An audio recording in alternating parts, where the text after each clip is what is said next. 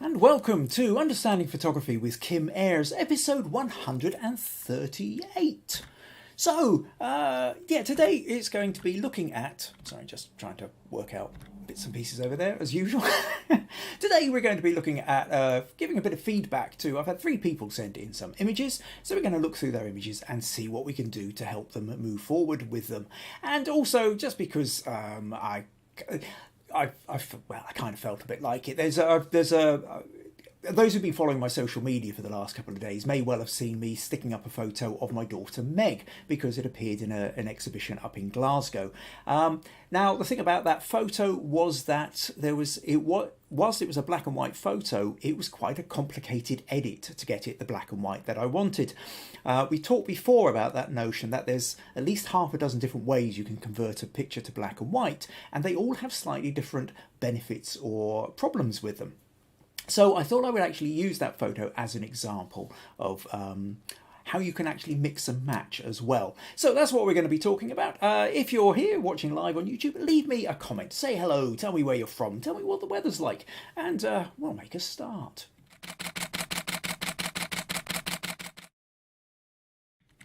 So yes, welcome. I can see we've got a few people in already. Where are we? Nadia says, hi everyone. Robert and Anne are saying, howdy all from a cold and rainy Mississippi. So they're away from Texas at the moment. The internet is spotty, so we may lose connection. It might not just come from you. It looks like my connection is slightly dodgy too.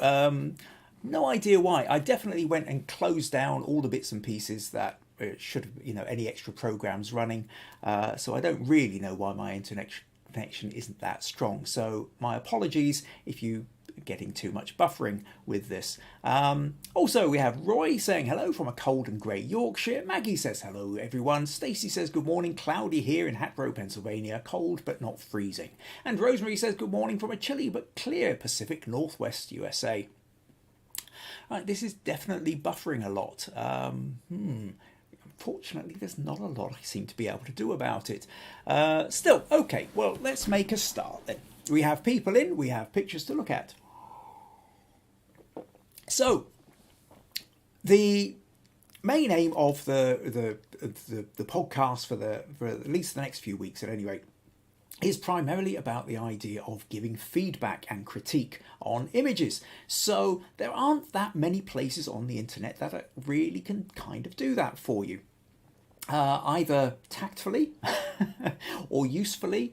There are various places. I keep searching for places, and where there's a decent amount of kind of proper feedback that you can get, and some places are a bit of peer review, but the problem is that nobody giving the feedback really knows what they're talking about either. So they all tend to be giving each other the same kind of fairly bad advice. So hopefully this is somewhere a little bit different. Hopefully this is a place where you can get genuine feedback on your images. But you need to send them to me. I can't deliver feedback if I don't have images to look at. So one of the ways you can do that is you can either email me. We have my web address is kimayres.co.uk. So quite simply kim@kimayres.co.uk will send me the image. Or if you're on Facebook, there's a Facebook group called Understanding Photography with Kim Ayres. Find that, join that, you can stick your image in there. But if you are sending me an image for feedback, make sure you tell me what kind of what it is you're looking for, what kind of feedback you're after, because not everybody's always looking for the same thing. Some people already know something that's wrong with their image, but it's something different that they're looking for. So the more you can tell me about the image, the more you can tell me about your sticking points, the better I'll be able to help you. We can see, what else have we got here? Oh, Meg's saying good afternoon, everyone. Maggie says the picture's fine so far. Well, I'm glad it's fine with you. It seems to be kind of keep buffering here. Hoping it's all right. Oh, Rosie's joined us. Welcome, Rosie. Says, hi all, Kim and all from a windy and grey Isle of Whithorn. So, great. Okay, well, let's make a start then. So, like I say, we've got 3 images in to take a look at. And then what I'm going to do is I'm going to talk a little bit about the black and white conversion I did of that photo of my daughter Meg. So, first one we're going to go to is Gareth. So, Gareth sent... I don't need to do that. Sent in this image and said, can you suggest anything to improve this picture of the water rail? The reeds have been bothering me. So this is already the edited version. It says it's been cropped and slightly edited, but the reeds don't seem to be bringing out the colour I was seeing by eye. So I did ask Gareth if he could actually send me the original image of this. So this is his original. So you can see he's cropped in and he's brightened up, you know, so that our attention now. So here we can see the bird, but only kind of not immediate. The first thing that grabs our attention is the kind of light patch here and the light patch here, a little bit of light patch, and then we kind of bring our focus in. Because the bird is fairly dark and of course camouflaged, and we have protection for it in the reeds. It also looks like it's walking on a bit of frosted water there, a little bit of ice. To get around that, Gareth has cropped in, brightened it up, but he's still not completely happy with it. So what can we do about this? Well, he said he's not completely happy with reeds, and I think part of the problem you're going to always have with this is that quite simply, is that it's in amongst the reeds, and unless you actually manage to capture the bird completely away from the reeds are always going to be a part of the picture. So, but how are the reeds actually interfering? Come back to that. And I think really the part of the problem you've got is that the colouring, the plumage on the back of the bird here is of course the same colour as the reeds around it. But also what we have is we have some bright reeds, and particularly this one here is particularly bright. And what we find is, we've talked before about the idea that the eye gets drawn to the place of most contrast. So if you've got a kind of darkish area and then you have a light patch, your eye gets drawn there first. Likewise, if you have a light area and then you have a dark patch, your eye gets drawn to that as well. And one of the things that's happening here is particularly this reed sitting at an angle tends to be grabbing all the attention. So by and large, that's part of the problem. There is another aspect which is going on here, Gareth, and it's a little bit maybe, because I was looking at this, you sent this one via Facebook. Facebook always kind of tends to crunch things down a bit, and so I wasn't entirely sure whether it didn't really seem particularly detailed. It felt like it was going slightly out of focus to me. So I did ask you if you could post the original as well. And sorry, I keep pressing the wrong direction here. And when we go here, what I noticed is that the focus isn't in quite the right place either. And where we can notice this is if we look down here at where the ice is, that is actually quite sharp in the foreground, actually round where this prominent reed, this brighter reed is quite sharp here. But as we go back, if you notice, the feet start to get out of focus. The feet are not in focus. So the focal point for this, your camera, instead of latching onto the bird, has in fact latched onto this front reed. And as such, it's made all its auto adjustments to that. So by a combination of both the fact that this tends to be the brightest area of the picture and the fact it's now the sharpest area of the picture, our eye goes completely to attention onto this bit of reed rather than to the bird, which is where of course we want it. So there's an element here whereby it's always a tricky thing. If you want to get the perfect photo where the bird is in focus, well then you kind of have to get that photo at the time. We can't go back and make it the most focused. Now what we can do though in terms of rescuing the photo a little bit is, I think the main thing is to try and deal with this reed here. So let's let's just open this up in Photoshop and just see what potential options there are. I think really when you're faced with something like this, your choice is to either darken it down or to try and remove it. Now, depending on the software that you've got, I will just duplicate that layer there. You might have the option to, let me see, if I go to I've got a little kind of patch tool here, spot healing brush tool. And if I essentially run this up here, the program should kind of remove it, and it does a bit. There's little bits here where we go in and it looks a little bit funny. Maybe I just try a little bit again. It's sort of added in an extra bit of foot, because what it's doing is it's taking the information from around the side of it and adding that in instead. Now that's one way of doing it. Another way of doing it might be to actually go in and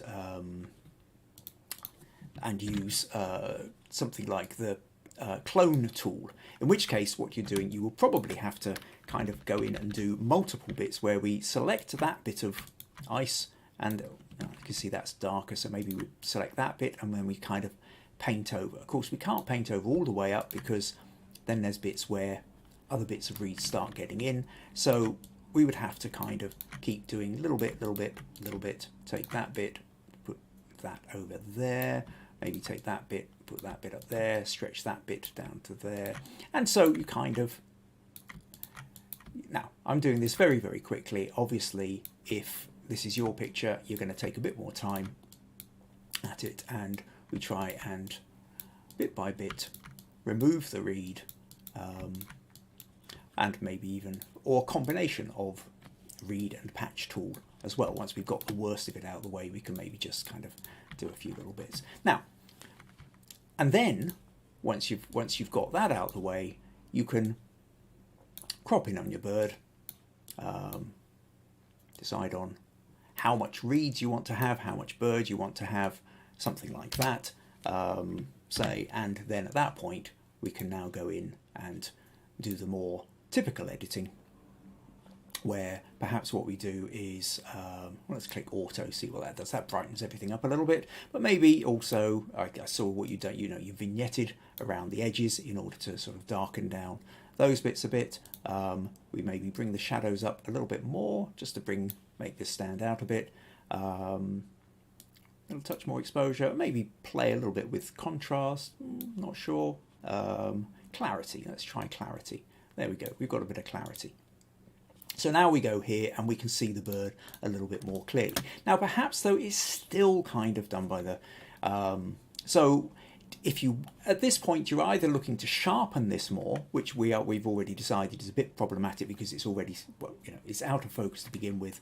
You can sharpen it a bit more and so you can either kind of blur the background a little bit more, or darken the background a little bit more. So if, for example, I just do a quick curves layer and darken that down, but then on the mask, the black will paint over the mask, so that will bring the lower layer through. If I use white, it will bring the lower layer back in. And what I'll do is I'll just drop that down to sort of 40% or something, and then I can just paint it a few times. So by doing it at a lower level, I can kind of feather the edges so it doesn't look quite as obvious. So you can then see that we're kind of darkening down the edges, right? And then maybe I'll just do one more levels check here.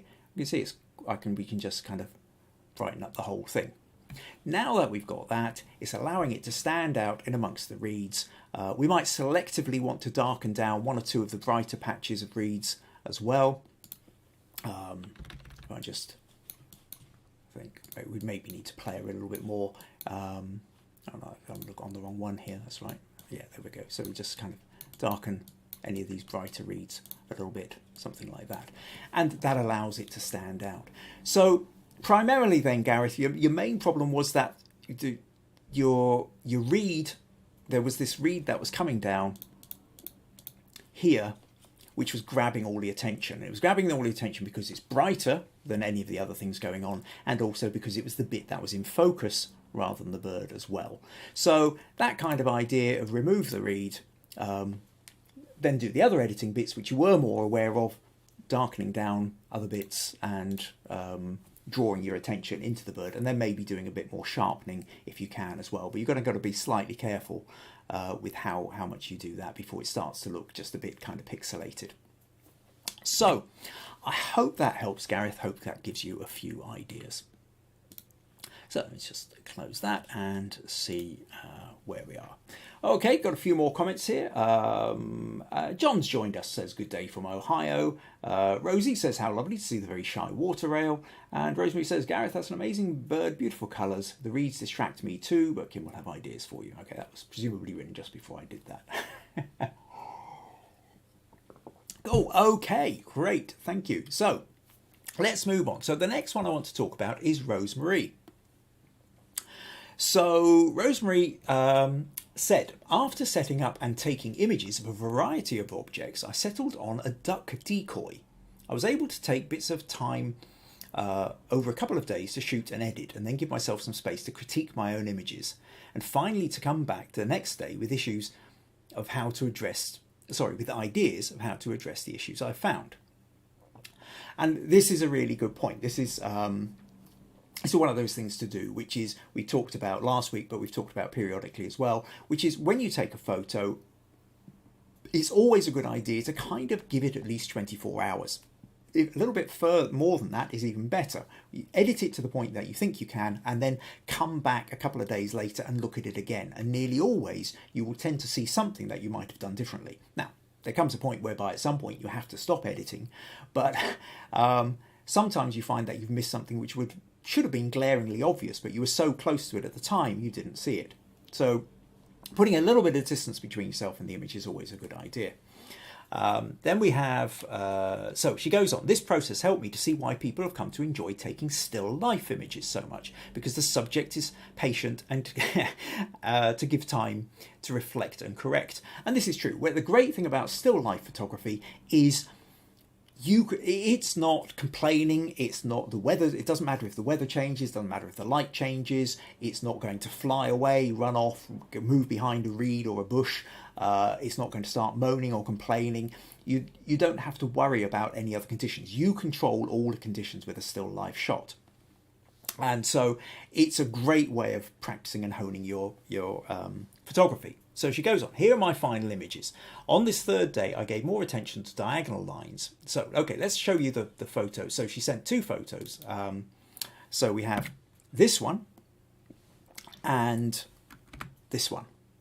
So this is the duck decoy. So she says, on the third day, I took more attention to the diagonal lines and brought in a feather to give it a bit of life and curved lines. Is that enough? I like the images, but there is nothing memorable about them. No story. I tried setting the duck on a decoy painting book, but the cover was distracting in its busyness. Your suggestions are appreciated. So, okay, so we've got these two photos. We've got this one and this one. And I have to say, from the off, this for me is the stronger image compositionally. Because in essence, what happens is your eye gets drawn to the head. Well, what I would say is as you come down, the head, the beak, we've got the diagonal drawing you down. We've got the beak coming down here. And as you get drawn down to the beak, it catches the edge of the feather, which then curves you back round. So you're using the right kind of composition for more containment. It kind of keeps you within the photo. Whereas when you go to this one, you've got the feather pointing up this way, but all the, pointing up towards, takes you up round the curve of here to the beak. This comes down, also points you down towards the eye and the beak, but then the beak are pointing you back out of the picture. So this picture is kind of shooting you off to the left. You're kind of leaving the photo with the lines. Whereas this one curves you back in again. So overall, I think your composition is better than this one. Your focus, your sharpness, all of these things, I think you've done really well, Rosemary. And there's not a lot I can say in terms of that. What we're really onto here, though, is the notion of, I think, pretty much one of your last lines here, which is there isn't really a story. Or the story is very limited. It's a picture of a duck decoy. You've added the feather, but is the feather enough? And it's kind of what this is a good product photo. And then you can remove the feather for that. Does this look like if you're trying to create a photo of a duck decoy that somebody else might be interested, say, in buying, then you've got it. Other than maybe actually having it sitting there floating in amongst the reeds with but that's a different kind of photo. If you're talking about this is what it looks like on a table with no distractions, so you get a good sense of the look and the feel of it, your soft lighting, the angle you've got it at, the level of the degree of sharpness and fall off, all these things work really well. It's a good product photo. Still life, I tend to think, is where it differs from product photography. Is you do need more of a story, and I think generally speaking, what you need to think of with still life is collection of images, a collection of objects, rather than just a single object. A single object is very much product photography, and quite often two objects is still product photography. You can have product photography with three objects. The more you kind of put in and arrange, So you can talk about the idea of the book, but maybe, yes, that book itself was distracting. But maybe if you've got the book in a slightly different place, but then you've also got, I don't know, maybe you've got one of those, is it like a duck caller? I know nothing about duck hunting. So I'm going to be purely going on Bugs Bunny movies or, cartoons and stuff. But, that kind of little quacking noise thing. Somebody can tell me in the comments what it's actually called.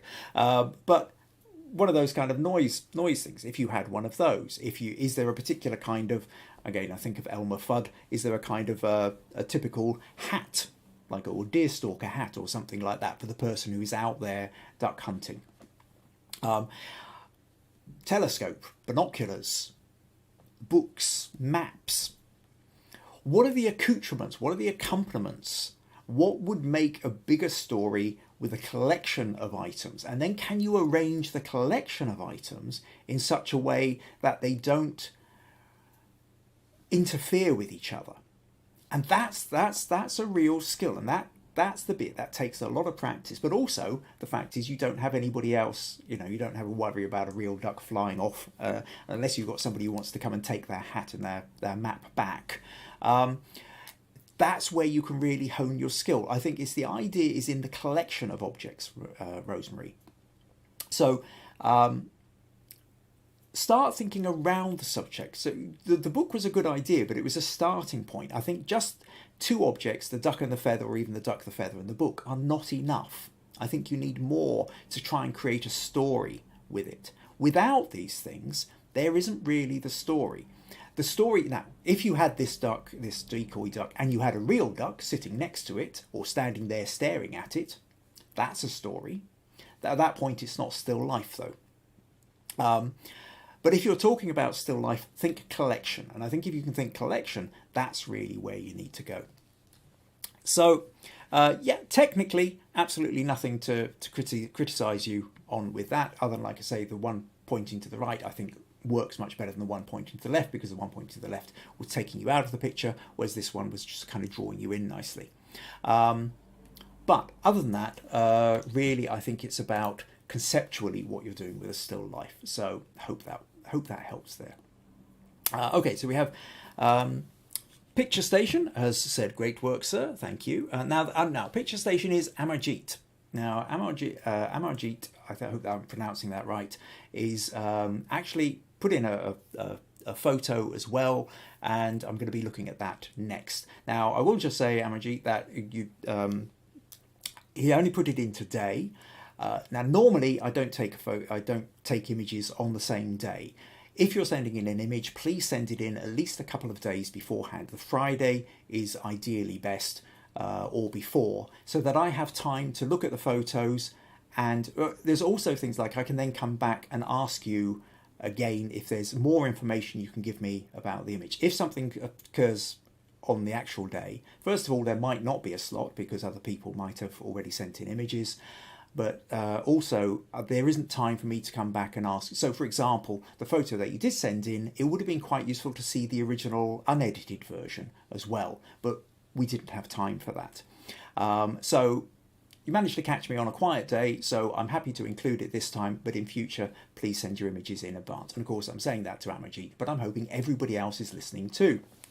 Please send, and if you want to send me your images at the beginning of the week, there's much more chance of them getting included, and it gives me many more options to think of to give you the best possible feedback. So, okay, let's move on. We also have a Suraj Shah. Suraj, welcome. So he says, "Hi, Rosemary says, great, this helps. Difference between product and still life." Meg says she really likes the texture in the wood of the duck. Right, okay, so let's move on to Amarjeet. So now, where's the photo? Now, again, let's go here. So what we have here is a powerful photo. There's a lot of story in it. This is where I would like to have seen the colour original. So anyway, so Amarjeet says, it was great to watch your videos on YouTube. Waiting for valuable feedback on this photograph about storyline on today's session. Please give feedback on this one. Thank you. Okay, so what we're talking about here then is the story. And the story of this, obviously, what we have is we have this monkey, and now the first thing that strikes us with the monkey is the chain and the rope. So we zoom in, we can see the collar, we can see the chain, we can see the rope coming off. And because the monkey is looking down, it becomes a very kind of, you get the feeling of almost like a kind of in his, you know, we see dogs on collars all the time. We're not used to seeing, at least here in the UK for certain, we're not used to seeing monkeys on collars. So it feels more like it's chained rather than it's a pet like a dog. But it could be. This is where you might end up with differences of opinion depending on cultural experiences as well. In the background, we have a few people standing around looking as well. Then, as we look, suddenly I notice the little fingers and a little foot coming out here. So clearly then what there is behind the hands, there's a baby monkey as well. This then is the mother looking after the baby. But you have the mother, you can now see the baby. We also have the rope and the chain. And so for me, this immediately conjures up a lot of compassion, a lot of a sense of it. Actually, something doesn't quite feel right. It feels more like a creature that is being bound and trapped. Now, it might not be the case. It might be as culturally normal as having a dog on a lead. It isn't to me because of the culture that I come from. So first of all, when you're creating a photo like this, there's a case of understanding how it might be interpreted in different ways. So that story is going to change. Now, there's another bit here, which is in terms of the story, if we sort of step aside from that, and a key part of the story of this is, in fact, that there's a little baby monkey here. And we can see the fingers and toes coming out from, the mother, is nestling in with the mother. In fact, actually may well be breastfeeding at this point. Looks like there's tension on that part there. Now, what I would say about that is we only notice that once we have studied the photo for a little bit. When we look at this very quickly, what we see is the monkey. It's only when we spend a little bit of time really looking that we then notice these other parts. So what I would say with that is to understand how people are viewing your photo as well. That if this was printed, then I think you're likely to get a much stronger reaction, because people, if you are looking at something like this and it's framed and it's on a wall, then people will take the time to look at it. And when they take the time, they will then notice the little fingers, and that really enhances the story. It's a powerful thing. It lifts the story to another level. We thought we were seeing one thing, and now there's another level that gets added on, and that's really powerful. However, it is worth saying that if you were entering this into one of these kind of online sites, like photography sites like, say, PhotoCrowd or Guru Shots or Viewbug, where they have daily competitions and you have crowd votes. And with a crowd vote, what happens is people are voting on hundreds of photos at a time. So they are scrolling through their feed very, very quickly. And at that point, they are not looking for subtlety. They are not noticing small details. They will only see if you think they're only spending less than half a second on the photo. And if you look at this photo for less than half a second, all you're seeing is the monkey. Now that's an interesting enough photo, but hardly anybody is going to see that extra level of depth, which is the baby that's with the mother. So that second part is to understand how a photo like this is going to be viewed. So it might be viewed differently culturally, but it's also going to be viewed differently depending on the platform. Is it being printed? Is it being viewed online in amongst thousands of other photos which people are scrolling through quickly? And then on to the third thing, which is about the conversion to black and white. You've decided to black and white this, and a black and white tends to make things more of an art photo rather than a documentary. By removing the colour, we are abstracting. We look at black and white photos in a slightly different way than the way we look at colour. But I would be really interested to see what the original colour of this was, because there is also a thing here, which is, while the top of the head, we've got a kind of, it's a lighter coloured fur on the monkey, which stands out against the darker background over here, but doesn't stand out as much against the ground here. And it might be that depending on how this has been converted to black and white, there might be better ways of doing it to make sure that this monkey stands out against the background and grabs the attention even more. And perhaps even to the point whereby, because it looks like, I might be wrong, but it looks like the baby's fur is slightly paler than the mother's.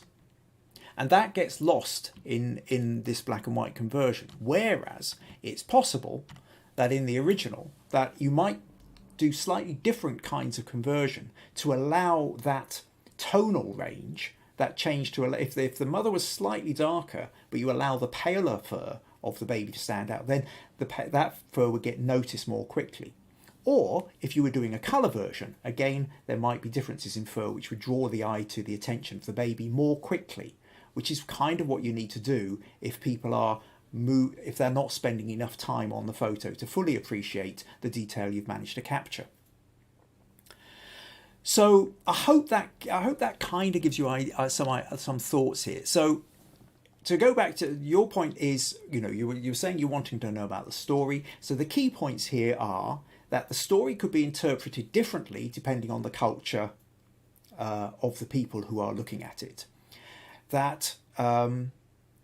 And then that a key point of this story is the baby, but you don't notice it straight away.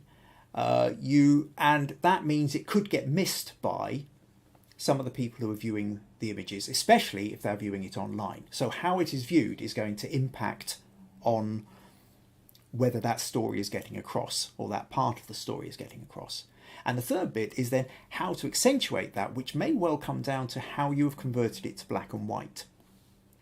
So what I'm going to do in a minute is I'm going to talk a bit more about black and white conversion. But in the meantime, I hope that gives you some thoughts and feedback and some ideas. But thank you very much for sending that one in, Amarjeet. And if you are going to send in photos in the future, please try and send them in. Give me a few more days' notice so that I have time to give you. And also, it's also very helpful if you can send me the original as well. And then that way, that might give me some ideas on how to give you some good advice and feedback on your editing processes. So thank you for sending that one in. Okay, a couple of comments here. Where are we? Right, so Amarjeet is saying, this is the picture, wanting to know about the process. Suraj is giving you lots of claps, obviously enjoys the picture. You're asking if it needs any editing. Well, like I say, I think the key part of the editing is probably in the conversion of the black and white. It's about trying to make it stand out against the background. Rosemary thinks that maybe the horizon needs straightening, might make it slightly stronger with the rope. I'll tell you what, let's, not that one, where was I? I think the main thing here, let's flip back to here, let's open this in Photoshop then. Like I say, it would be easier for me to help you with the editing if I saw the original photo. I think part of the problem is that you really kind of need a sort of darker background. Straightening the horizon, I'm not quite so sure, Rosemary. The road does naturally slant down here. I think it's more about making sure the verticals are where they should be. I would suggest if you were going to do anything with this without going back to change, I mean, you could, if you pull this down a little bit, we don't need as much of that. We only need as much of that. We get a little bit of roof to know that there's a bit of background there. You could even pull that up a little bit. That draws our attention a little bit more. And then perhaps if you were to darken down, a little bit like we did, this is a quick version, but if you were to sort of, maybe just, we darken down, but again, come back in here and just lighten up. That's 100%. Let's go back to 25% and just something like that.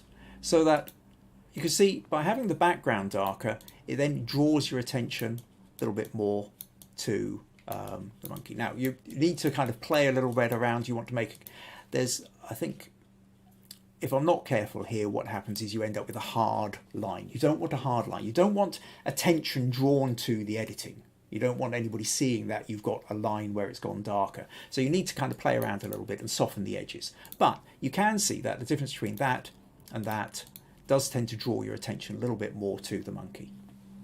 I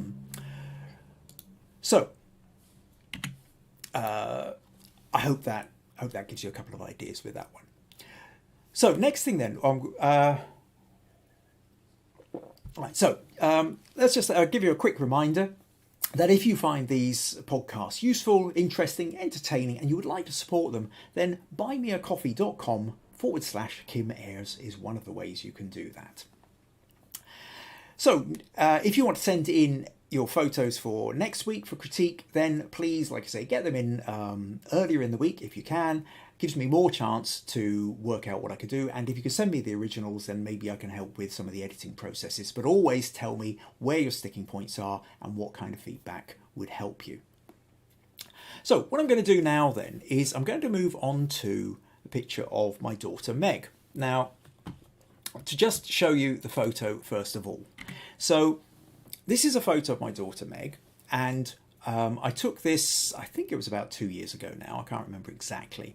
Or maybe it was, yeah, I think it was about 1.5 years or thereabouts.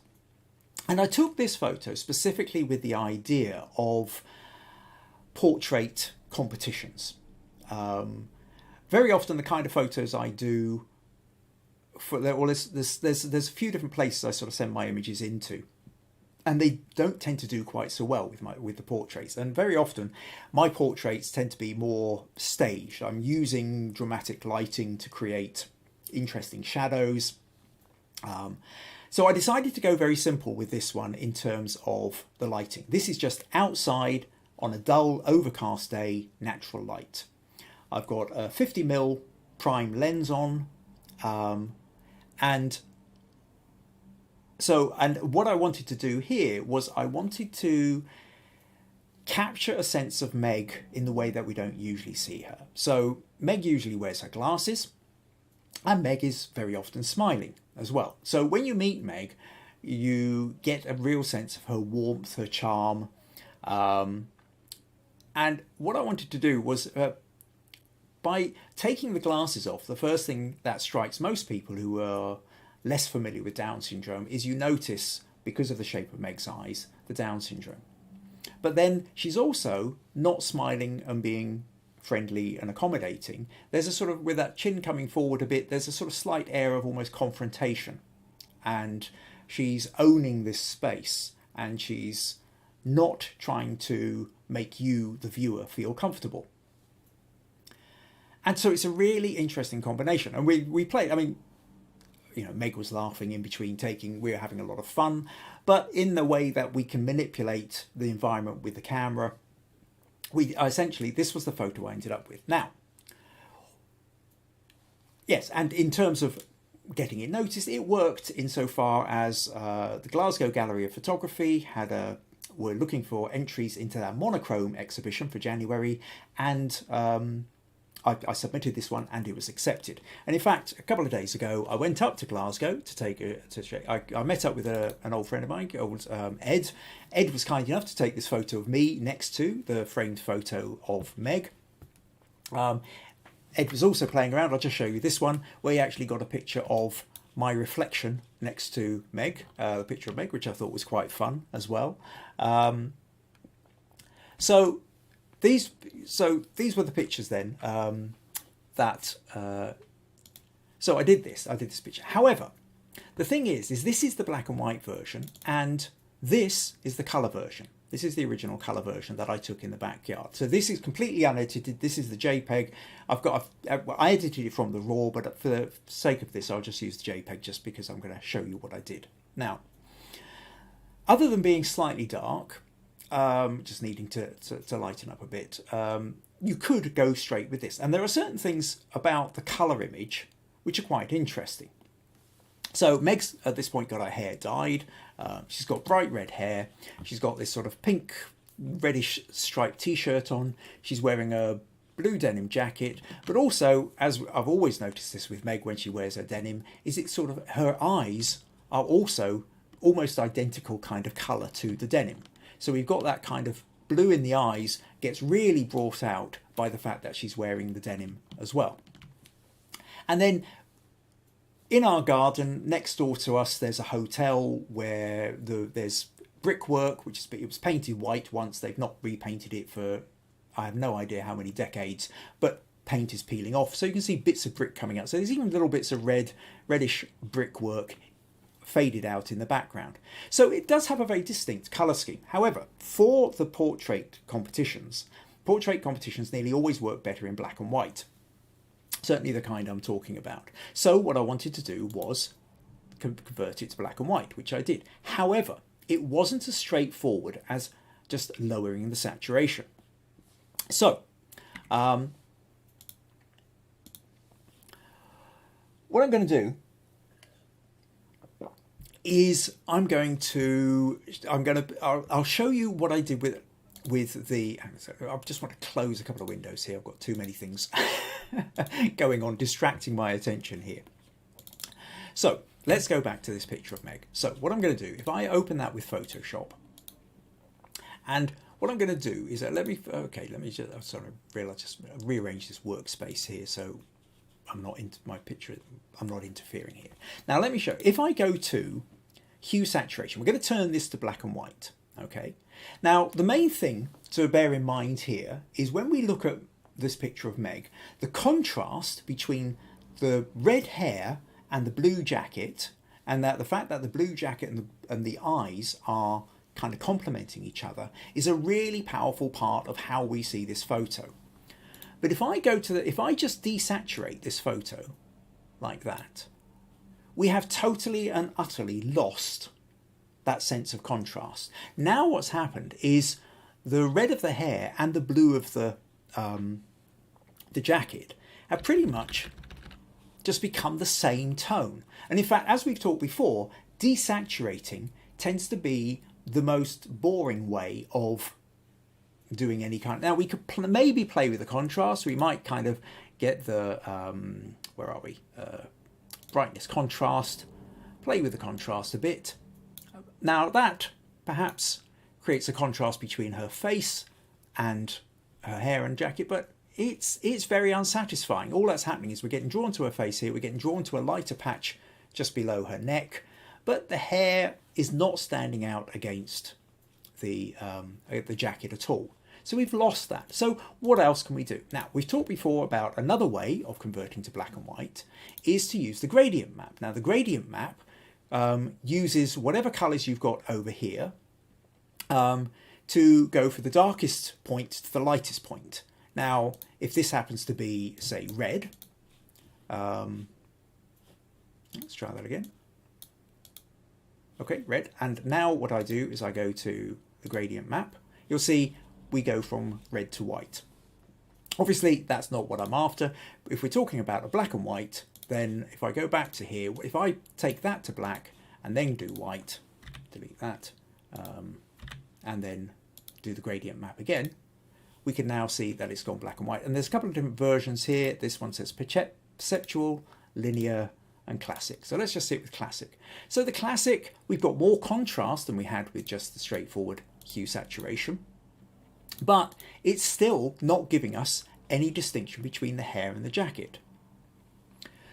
It's also tending to make the hair look much darker. Both of these, given the fact that really what strikes us is with Meg's red hair in the colour is the sheer vibrancy. That hair stands out, but it's not when we go into black and white.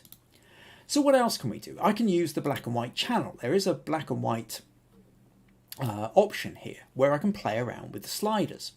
So let's just drag that up a little bit so I can see what's going on.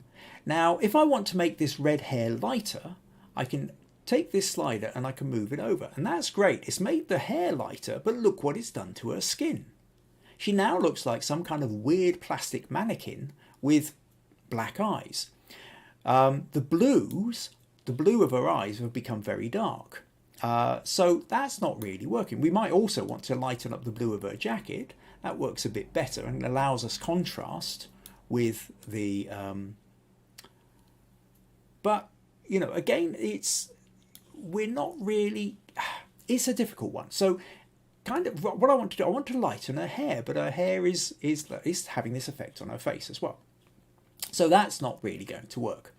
So what other options have we got? So other options, we've talked before about the notion of channels. This is another way of playing with it. So you can have a red channel, green channel, blue channel. Now we notice what happens in the blue channel, the denim jacket comes up rather nicely. There's a nice pale texture in the denim jacket, and her eyes have got lighter. And what's also quite good with this, which I really like, is the freckles come out much more. So it gives a kind of an interesting texture to the face. The eyes are paler and the jacket is paler. I like that, but the hair is still kind of too dark. If we go to green, this is more like the desaturation. There isn't much difference between the hair and the jacket. And if we go to red, now we've got a really nice light colour with the hair, but we've got this problem with the face again, that the face has become completely pale. So what I want to do now, also the other thing I would say is look at what happens to the t-shirt. The t-shirt here with the red, the blue and the green changes an awful lot. And in fact, with the blue, two of the colours blend together so that you can't even tell where the stripes are. So what I'm going to do is I'm going to select the blue layer. I'll come back here and I'm going to paste that on top. Then I'm going to go back to here and I'm going to select the red layer because I want the red for her hair. So I'm going to copy that layer and then come back here. So let me I'll tell you what, I'll type red on that layer and blue on that layer so I know what's going on. And what I also want though is actually when it came to the t-shirt seemed to work best straightforwardly with more of a kind of hue saturation or even the gradient map. So we'll stick with the hue saturation. And in fact, I'll tell you what, I'll take that and I will drag that down. So what we're going to do is we're going to have 3 layers we're going to play with, or 4 really. We've got the original, we've got the hue saturation, we've got the red layer, and we've got the blue layer. So what I'm going to do is I'm going to take the red layer, I'm going to create a mask, and in fact I'm going to invert that mask, which in this case I'll hold down the Alt key and press that. So what that's done is by making it completely black is it's just showing the layer below. But now that I've got that, I'm going to turn that to white and I'm going to essentially paint her hair back in. I'll do 100% to begin with, and then and you can see when I go over it, it's allowing that to come back in. So we can get that light coloured hair. Now it's also lightening up the background, which perhaps I don't want, so I'll flick that back and just kind of paint that background back in a bit there. Okay, so we've now got the lighter hair that I quite liked. Now when if we go to the blue background, the blue, and again I'm going to create a mask, and what I can do now is I can paint the face back in that I wanted. So now with the face, we've now got the freckles and the paler eyes. Do you see that? Makes quite a difference. And if we want, I could come down here and lighten up this jacket, although as I lighten the jacket, it then darkens the hair. So that's a kind of a slightly tricky one. So maybe if I just drop that down a little bit and just kind of catch the edges. I'm just going to catch a couple little bit of light bits here on the arm here, just to create a little bit more texture into the jacket itself. And so now you can see what we've got is we've got that we're using a combination of the hue saturation, the red and the blue channels. And when we put them together, we now have something much more. If I just, let's select all that, copy and paste. So rather than just an original hue saturation, desaturate, we've now managed to create much more in the way of selecting which bits we want to brighten up and which bits we don't. Now we've got this as our core thing, we can start playing around a little bit more. What I might want to do, for example, is, let me zoom in, I might want to create a little bit, I'm going to use the dodge tool here and just actually make those eyes slightly more pale because and accentuate the catch lights in the eyes, because there is something wonderfully otherworldly about that I just want to enhance a little bit. And in fact, if I take the burn tool with the little shadows just slightly, just touch that a little bit, and then that darkens the darks, so you've got that little bit more. So you can see the difference then in the eyes. It's just lifting them a little bit, something like that. Then what we can do now is if I go to, I'll take that into camera raw filter, and at this point maybe I will add a vignette to darken down the sides. I will bring the shadows up a little bit, bring the lightness a little bit, and then I will use the clarity to really just kind of play around. Maybe not too, maybe sort of somewhere around there. Take the highlights down, play with the contrast a touch. And now we end up with this. And this photo then now has texture. We've got wonderful texture in the denim jacket, we've got texture in the hair, we've got texture with the freckles, but we've also got that wonderful look in the face, I'm not taking any mess from you, slightly confrontational. If I want to darken down the neck a bit, perhaps what I might do, in fact actually I could probably just use the burn tool on the highlights lightly and just take the edge off that, so that our eye isn't getting drawn down to where the neck is. And maybe just as one last, I will just check the levels. Yes, and we can see there's a bit of gap over here on the right hand side, so I'll just drag that up to where it starts, and we kind of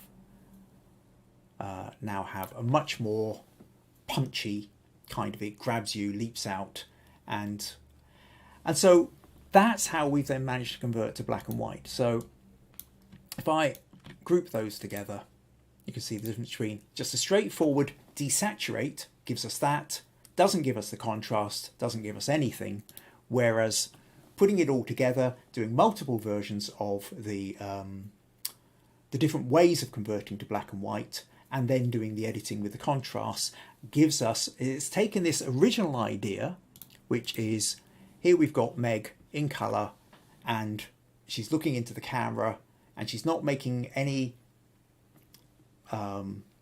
moves on her part to make you feel welcome with this. So it's a slightly confrontational, powerful image, but it's a starting point. But I wanted it in black and white. But how do you, when you do that and you've lost the hair, you have to play around. So by multiplying up, I've then managed to take the essence of that, allow for that contrast between the denim jacket and the hair, keep the texture in. The texture of the denim jacket is still kind of getting reflected in her eyes, but it's in black and white. So you're just thinking in a different way, so you have to behave in a different way with how you're actually putting the bits together.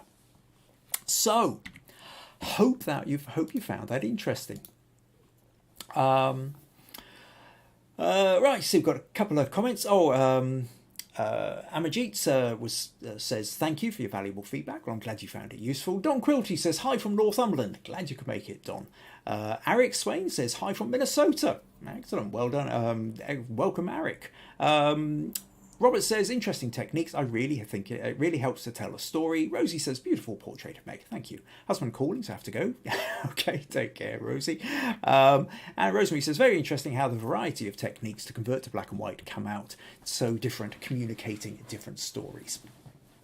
Excellent. Yes, thank you. So that's really it. That's where we're at. That's the Stacey says, great way to convert to black and white. I like this technique. And John also says your edit to black and white is excellent. Thank you. That's really the key points that I wanted to get across, was to understand that when you're converting to black and white, you are changing medium, and so you have to pay attention. You have to treat it in a different way. And to go back to Amarjeet's photo of the monkey, I can't help but feel that if I could see the original colour, that maybe there were combinations that you could do with that in order to make sure that the different fur, that first of all, the fur of the monkey stood out slightly better against the background, but also perhaps that the fur of the baby monkey would stand out better against that of the mother.